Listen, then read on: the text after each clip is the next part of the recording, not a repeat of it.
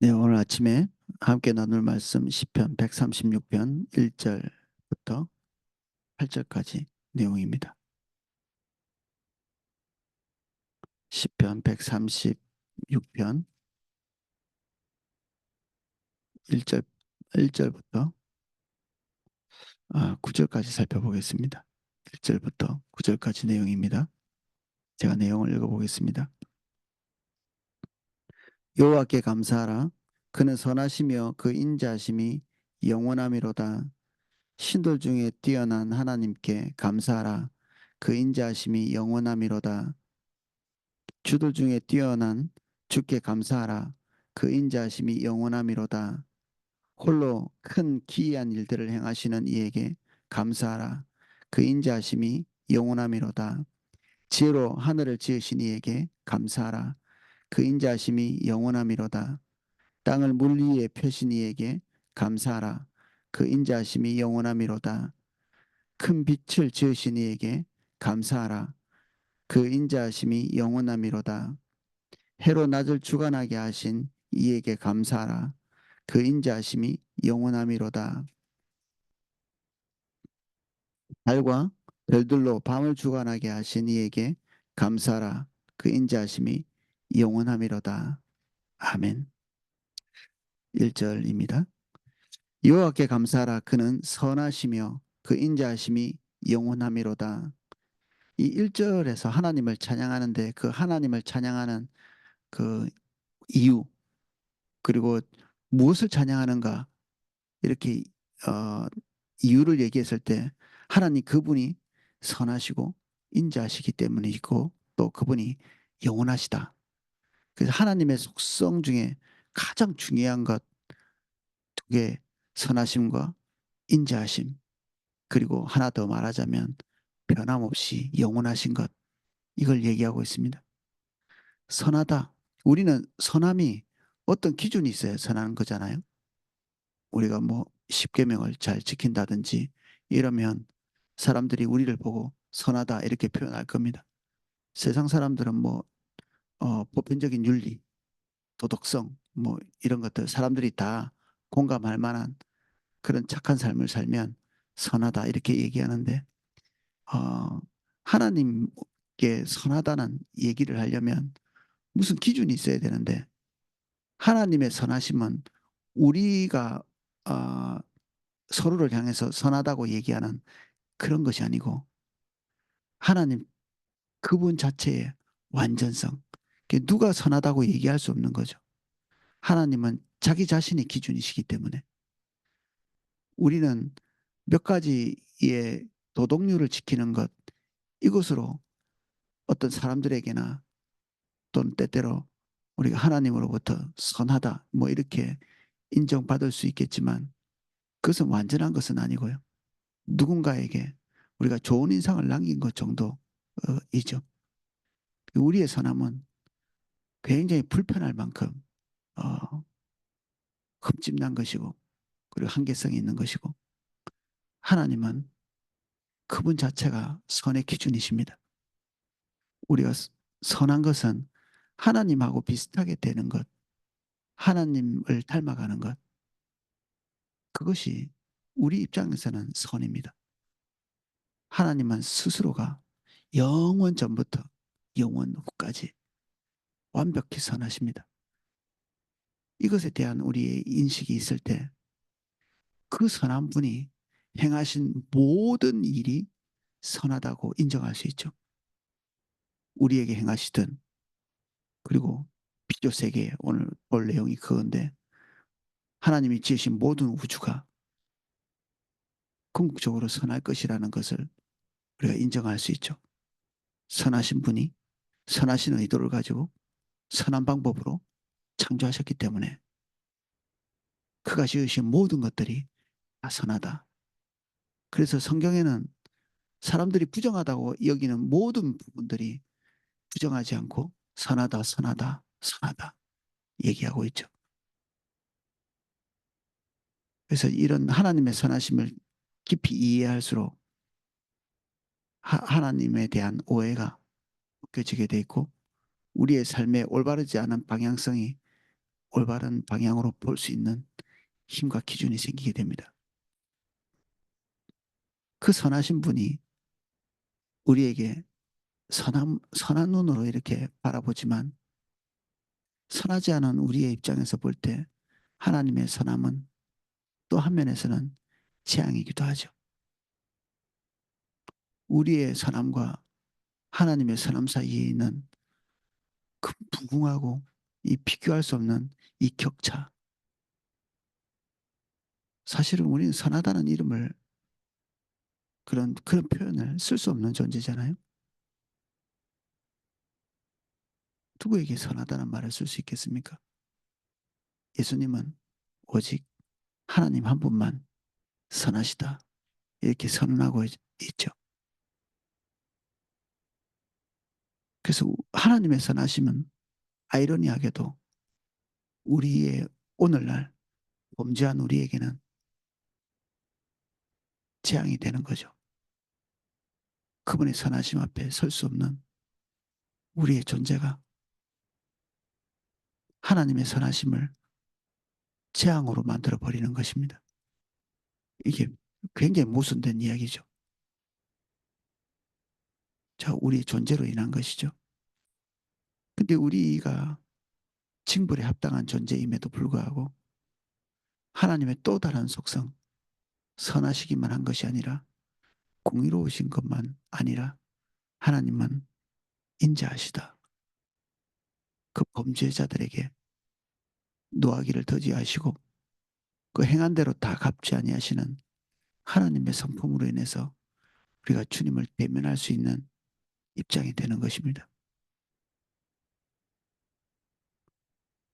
그래서 이 두 가지 하나님의 속성은 우리가 깊이 깊이 이해하고 깊이 생각하고 하나님 앞에 가서 설 때마다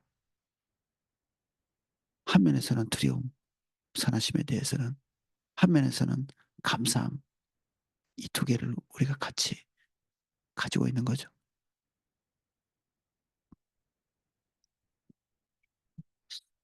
2절입니다.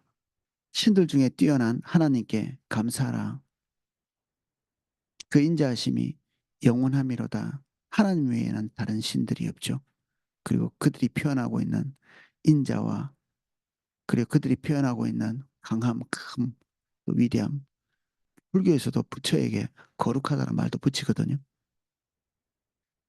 그러한 것들이 대단히 비상적이고 다른 종교를 서로서로 카피해 가면서 자신의 신들에 대한 표현을 더 극대화시키고 있을지 모르겠지만 극대화시키면 시킬수록 거짓은 더 강해지는 거죠. 하나님처럼 완전하시 완전하신 분이 없으시기 때문에 그들과는 비교할 수 없는 뛰어나신 하나님, 그분을 알수록 다행이다. 그분이 선하시지 않으면 어떻게 할 건가? 그분이 인자하시지 않으면 어떻게 할 건가? 그것이 우리에게 안도를, 감사를 가져다 주는 것입니다. 주들 중에 뛰어난 주께 감사하라. 그 인자하심이 영원함이로다. 주 통치자를 얘기합니다. 뭐 옛날에 왕들, 권세자들 얘기하는 건데 하나님은 통치하고 권세를 가지시고 그러한 분이시로서 세상 통치자들이 자기 중심적인 통치를 해나가는 그런 경향성과는 전혀 다른 세상 통치자를 믿을 수 있나요? 처음에는 뭐 다들 착한 뜻으로 시작할 수도 있겠죠. 아예 처음부터 나쁜 뜻으로 시작하는 그런 종류의 인간들도 있는데 대체로는 다 선하고 아름다운 뜻을 가지고 출발하죠. 근데 그게 얼마나 가나요? 얼마 가지 못하거든요. 얼마 가지 못하는 이유는 첫 번째로 그들이 통치하는 우리가 악하기 때문입니다. 그들이 악하다 이렇게 말하기가 좀 그렇고 그들이 통치하려고 백성들을 보니까 그들 존재 자체가 악한 거죠. 그 방법이 없던 것입니다. 그 세상 통치자들은 선하게 출발했다가 악하게 끝나는 것이 악을 경험하기 때문에 세상 자체에서 어떻게 해야 될지를 모르는 거죠. 지혜도 없고 통치는 해야 되겠는데 그래서 어떤 사람들은 굉장히 강력한 법, 그냥 무자비한 그런 법 아니면 아예 그냥 방종의 길을 가도록 하기도 하고 아니면 이것도 저것도 그냥 다 생각지도 않고 지극히 자기 중심적인 권력 유지를 위해서 몰두하는 그래서 하나님께서는 이스라엘 통치자에게 끊임없이 주님께 묻고 주의 뜻이 무엇인지를 계속 창념해서 보도록 얘기하고 있습니다. 그 통치자들이 올바르지 않은 길로 갈 가능성이 100%이기 때문에 그들이 올바르지 않은 길로 가는 것은 어쩌면 자연스러운 일이기 때문에 그들이 끊임없이 하나님의 율법을 필사해서 그것을 읽고 읽고 또 읽고 하도록 그리고 수치하지 말고 맨정신으로 하나님의 말씀에 창념해도 올바로 통치할까 말까인데 술 취하고 쾌락에 취하고 물질에 취하고 군사력에 취하고 여인들에게 취하고 그렇게 하지 말라고 당부하고 있는 거죠. 안타깝게도 그렇게 충실하게 지킨 왕들이 이스라엘 내에도 없었지만 그래서 세상 통치자들은 늘 한계성 있는 또 그게 되게 자연스럽습니다. 손가락질 할 것도 없죠. 우린 세상 통치자들을 향해서 끊임없이 비난하라고 요청받지 않았습니다. 하나님에게. 그들의 부도덕을 본다면 끝없이 비난해야 되겠죠. 그런데 하나님이 우리 그리스도인 하나님의 자녀에게 주신 소명은 그들이 올바른 판단을 할 수 있도록 기도하라고 했습니다. 기도. 기도하는데 에너지를 투입하지 않으면 이 에너지가 남거든요. 남는 걸로 뭘 하느냐? 무관심하거나 자기를 위해서 쓰거나 세상 통치자들을 비난하는 데 쓸 수밖에 없죠. 기도하는 사람은 놀라움을 느낍니다. 왜?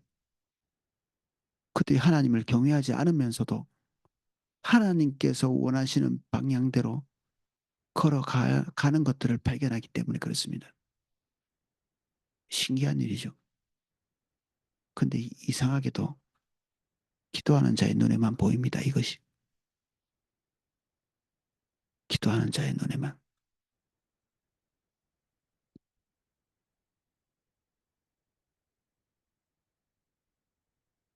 사절 홀로 기이한 일들을 행하시는 이에게 감사하라. 그 인자하심이 영원하미로다. 하나님께서 행하시는 일은 누구하고 의논할 수가 없습니다. 누가 어떤 수준이 돼서 전지전능하신 하나님과 상의할 수 있겠습니까? 하나님은 뭔가를 모르시는 분도 아니고 그리고 뭔가를 알았다가 잊어버리시는 분도 아니십니다. 몰랐다가 깨닫는 분도 아니십니다. 누군가에게 배울 필요도 없으십니다. 전지하다는 말은 그런 것입니다. 영원 전부터 완벽히 모든 것을 통찰하고 계시다. 알지 못하는 것이 초부터 그의 영원까지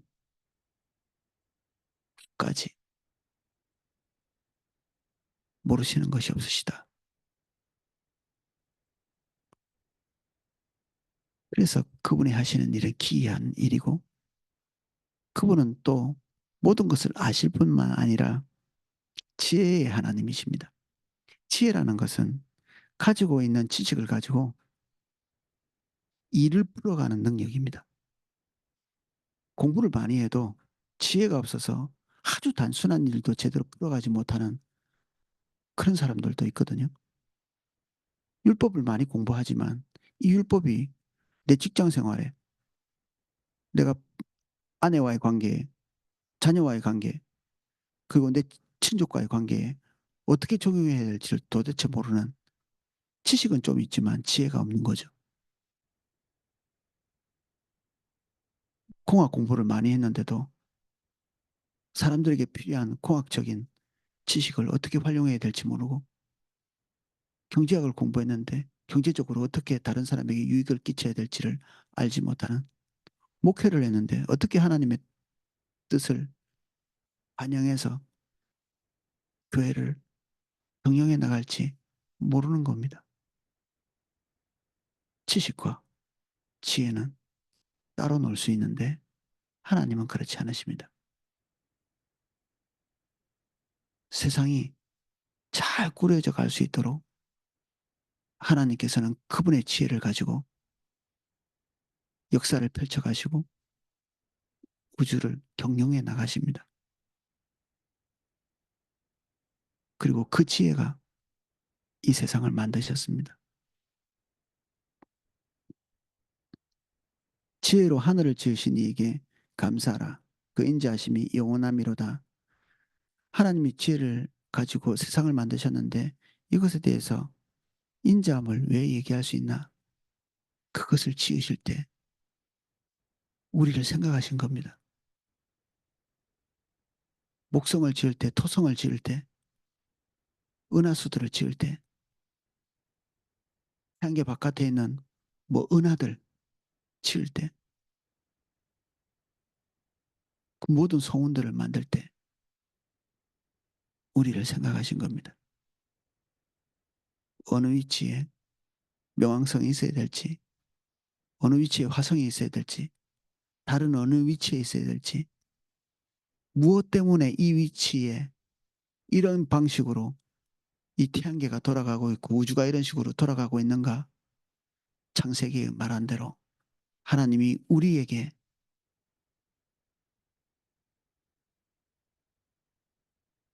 긍휼과 인자 그리고 그 복된 삶을 살 수 있도록 그것들을 배치하고 꾸려 놓으신 거죠.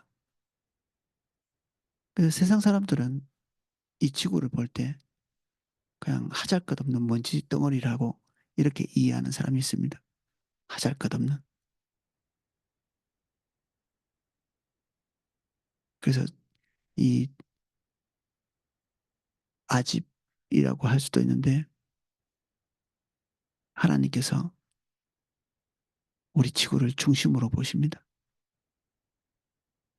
비록 작고 우주의 한 꿀처럼 구석에 처박혀 있는 것처럼 보일지라도 여기가 이 우주의 중심입니다. 항상 주님이 주목하시는 곳이 중심입니다. 서울이 대한민국의 중심 같지만 거기에 주님이 주목하시지 않으면 중심이 아닙니다. 당연히 하나님께서 서울을 주목하십니다. 그런데 저기 제주도 끝에 말아도 저 가파도에 있을지라도 어떤 사람에게는 그곳이 세상의 중심입니다. 우리 지금 마다가스카르 가시는 우리 선교사님 그 가파도 우리나라 제일 끝에 있는 그 가파도에서 계실 때 더할 나위 없는 하나님과의 관계를 누리셨다고 간증했거든요. 거기가 하나님의 세계고 아이들에게 천국이고 에덴 동산이고 하나님의 때에 그렇다는 얘기입니다. 하나님 주목할 때. 그 땅을 떠나야 될 때쯤에 돼서는 마을 사람들로부터 질시와 질타, 손가락질, 뭐 이유 없이 그렇게 됩니다. 우리가 잘한다고 오래 있지도 못하고요. 우리의 뭐 선함 때문에 어떤 곳에 직장에 오래 있고 이런 것도 아닙니다. 하나님의 섭리가 모든 것을 주관하고 계시고 섭리가 주관하실 그 시점까지만 그곳은 세상의 중심입니다.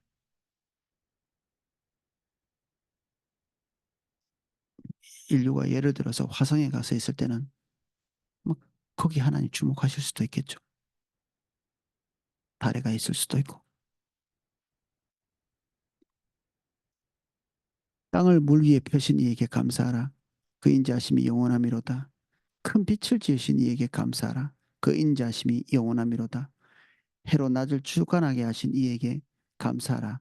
그 인자하심이 영원함이로다. 빛, 해, 이런 것들은 다 고대 사회에서 이 지금 시편을 쓰고 있는 이 사람들의 시대에서는 이것 하나하나가 다 신이었습니다. 별도, 해도, 물도, 땅도 다 그거 자체가 인격체처럼 신인 것처럼 그렇게 섬겨왔던 무지한 시대에 아니 그것은 하나님이 너희들을 위해서 인자함으로 베풀어 두신 환경이야라고 말하고 있죠. 환경. 너희가 그들을 섬기는 게 아니라 그들이 너희를 섬기고 너희는 그들을 통치하고 하나님께서 주신 지혜와 지식을 가지고 그것을 통치하면서 복을 누리라고 그런 신앙 고백들을 지금 하고 있는 것입니다. 우리 주변의 환경은 우리를 지배하나요? 아닙니다. 그렇게 할 수 있는데 주님 떠난 자들에게 그런 것입니다. 주님 안에 있는 자들은 그것을 통치합니다. 환경을. 그 우리에게 낙심될 일이 있습니까? 아닙니다. 통치할 일은 있으되 낙심할 일은 없습니다. 낙심될 만할 때 정신을 차리고 이것을 어떻게 통치해야 될지를 주님께 묻고 하나님 주신 지식 우리가 그동안에 학교에서 배워오고 대학에서 배우고 교회에서 배우고 하나님으로부터 배워왔던 많은 경험들을 가지고 그것만 가지고 안 되죠. 하나님이 가지신 지혜를 가지고 어떻게 통치해 나갈 건가? 어떻게 이것을 꾸려갈 건가? 하나님께 은혜를 구해야 되는 거죠. 우리는 그것을 능히 꾸릴 수 있는 존재입니다.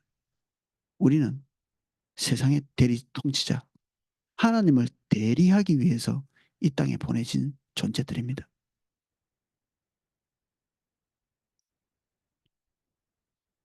달과 별들로 밤을 주관하게 하신 이에게 감사하라.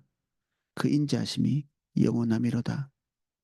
칠흑같이 어둡고 음침한 그런 밤을 하나님께서 얼마나 로맨틱하고 아름답게 달과 별들을 만들어 주셨습니다. 우리 주변을 이렇게 살펴보면 만드신 것 하나하나, 우리 삶에 베풀어 두신 것 하나하나가 하나님의 사랑이 묻어 있지 않은 것이었고, 인자함이 묻어 있지 않은 것이 하나도 없습니다. 우리는 복된 세계에 살고 있습니다. 우리 대한민국은 더더욱 복된 곳에 살고 있습니다. 사단은 그 복된 곳들을 지옥같이 만듭니다. 자원이 많은 나라가 복된 것 같지만 자원의 저주란 말도 있듯이 자원 가진 나라가 피비린내 나는 전쟁,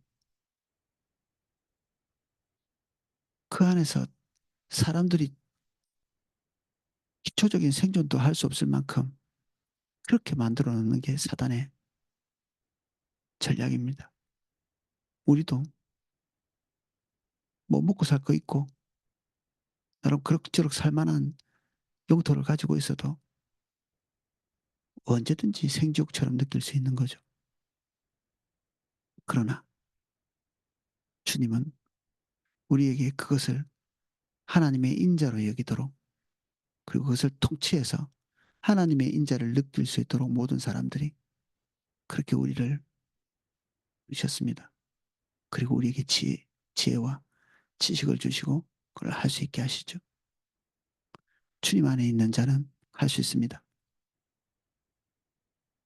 아브라함 카이프라는 사람이 있습니다. 신학자였는데 이런 세계를 충분히 이해해서 그 사람이 그 나라의 수상으로서 그 나라 안에 하나님의 복이 임하도록 전력을 다하거든요. 그의 삶에.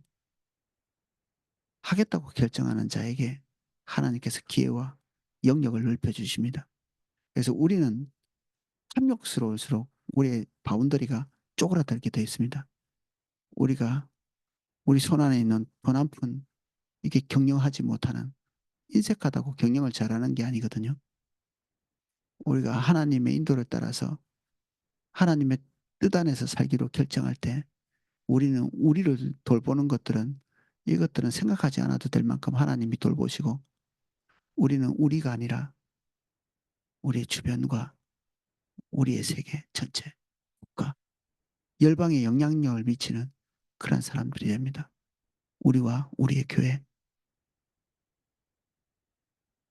우리 것을 챙기는 이런 비좁은 존재가 되지 않고 세상을 통치하는 존재가 되도록 기도하는 저와 여러분 되시기를 예수님 이름으로 축복합니다. 기도하겠습니다. 주님, 저희들 주님께 부름받아 청지기의 삶을 살도록 오늘 이 자리에 서 있습니다. 우리에게 맡겨진 것이 무엇이든 주님과 일치된 생각, 일치된 감정, 그리고 하나님께서 한량없이 부어주시는 지혜를 가지고 뭉치하여 하나님의 것을 세상에 흩어놓는 자가 되게 해주십시오. 권세의 능력, 은혜, 하나님의 인자, 우리가 그것을 세상에 흘려보내는 온전한 통로 되기를 간구합니다. 예수님 이름으로 기도합니다. 아멘. 네, 각자 기도하실 수 있도록 음악을 방송해 드리겠습니다.